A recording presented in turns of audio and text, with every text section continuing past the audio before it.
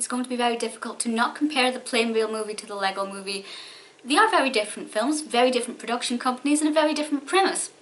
However, I feel it's quite evident that Playmobil the movie arrived off of the back of the success of the Lego movies, but did they get it right? In short, no. Playmobil the movie is not the worst film, and I was actually really looking forward to this film. I wasn't prejudiced before I went into it. I'm a big fan of the Lego movies. I felt like this would give the similar vibes. However, there were a few key features that really let this film down. There won't be any spoilers in this video, but I'm going to have to explain the first 5 minutes of the film because this is actually one of my major issues, or certainly within the first 5 minutes I was really annoyed and just not happy with the way things were going. So it's classified as a U, as a universal, which means that it should be fairly safe to watch and that it's not going to, you know, mentally scar anybody. And that's understandable because it's, you know, it's Playmobil. However, within these first few minutes, the protagonist's parents die. It becomes very dark, it's very depressive, and it's not really explained clearly enough for younger viewers to follow.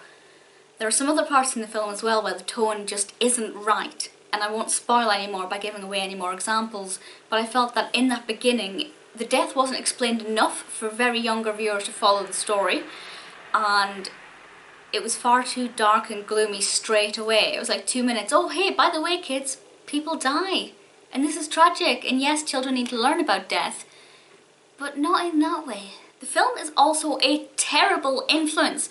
There's one scene, it goes on for quite a long time, this scene, so I was becoming increasingly frustrated, and there's this character who is on the phone while driving, and it's not a hands-free headset, it's not even a mobile phone, it's like an old-fashioned dial phone.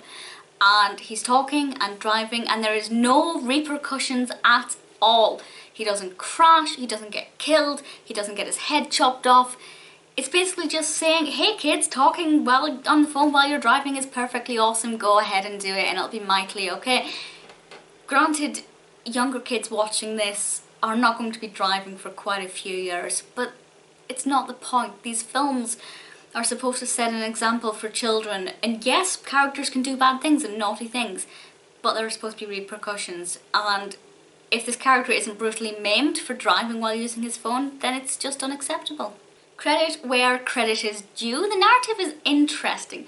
Unlike the Lego movie where the toys come to life, our human protagonists enter the world of Playmobil and become the characters. They battle with Vikings and they go on all kinds of adventures that lead to a lot of merchandising opportunities, and we have the brother and the sister. They've been separated, and the sister, who is the older of the two and kind of raising her younger brother after their parents' death, she has to go on a quest to find her brother, who has now become missing in this world of Playmobil.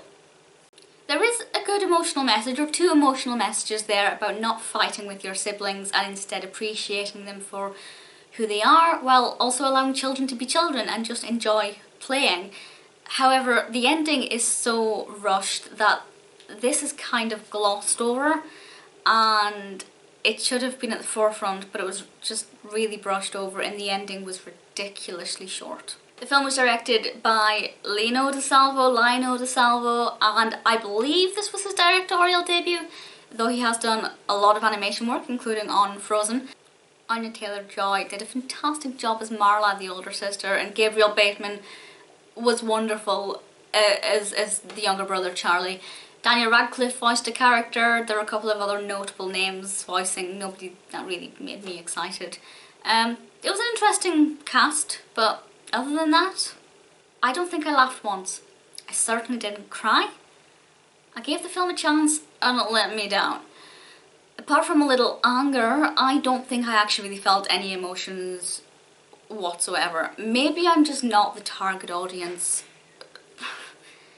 but I find that a good family film these days, a good film for younger children, also has the ability to appeal to the whole family. There's something in it for everybody when it's a good film, and when appealing to the wider audience, Playmobil the movie just did not hit that nail on the head. Would I recommend Playmobil the movie?